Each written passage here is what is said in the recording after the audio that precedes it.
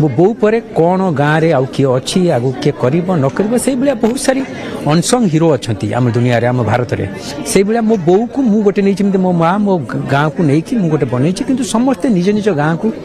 फेरीजे आ से जरिया मत लगुच दी टोपा लुह डेफिनेटली बोइबे कारण आपण वर्तमान आपण अतीत छुआटी बल जो अच्छी सेटा कौ ना कौटी आपन को अतीत को फेरी जाए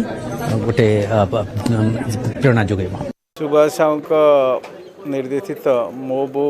मो गाँ चलचित्र एवं आंतर्जातिक चलचित्र उत्सव में प्रदर्शित होची गोवा रे।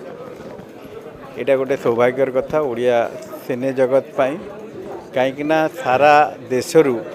20टी मात्र प्रामाणिक चलचित्र सिलेक्ट होती ता भितर गोटे ओडिया सिनेमा अच्छी जेहेतु ओडिया सिनेमा अच्छी आम ओडिया हिसाब रे तांकू साधुवाद जणेवा दरकार से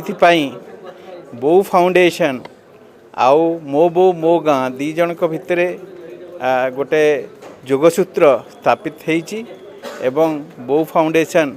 विभिन्न व्यक्ति माध्यम रे तांकू संवर्धित करिसंती गण संवर्धना देइचंती तेणु सेटा भी गोटे साधुवादर कथा। यह सहित बो फाउंडेशन मध्य बो मनीष भाव रे आज 2 जन लोकों को संवर्धित करिया पई डिक्लेयर करिसंती एवं बो सिनेमा को प्रदर्शित करिया पई दिन धार्य करिसंती सेटा आम पई सौभाग्यर विषय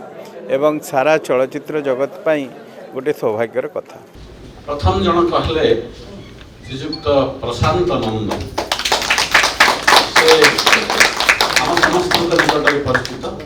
विभिन्न प्रकार रे तांकर व्यक्तित्व तांकर अस्तित्व एवं तांकर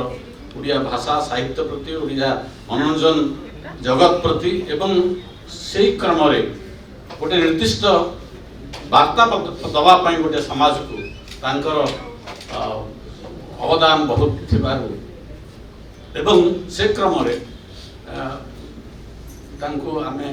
से भली भाव रे बहु मनीष भाव रे सम्मानित करबा पई द्वितीय जनक होउछंती श्रीजुक्त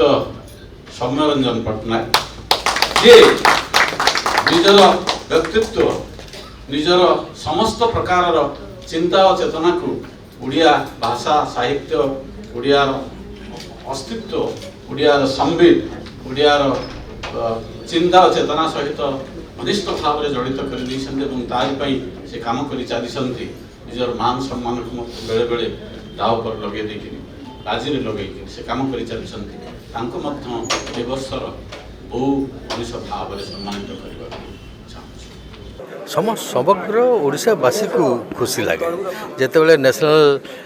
लेवल रे आम फिल्म पहुँचे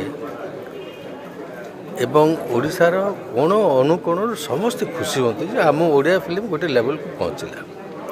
आज विशेषकर जो कथा मु कहली जे आमर ये पूज्य पूजार अभाव रोचे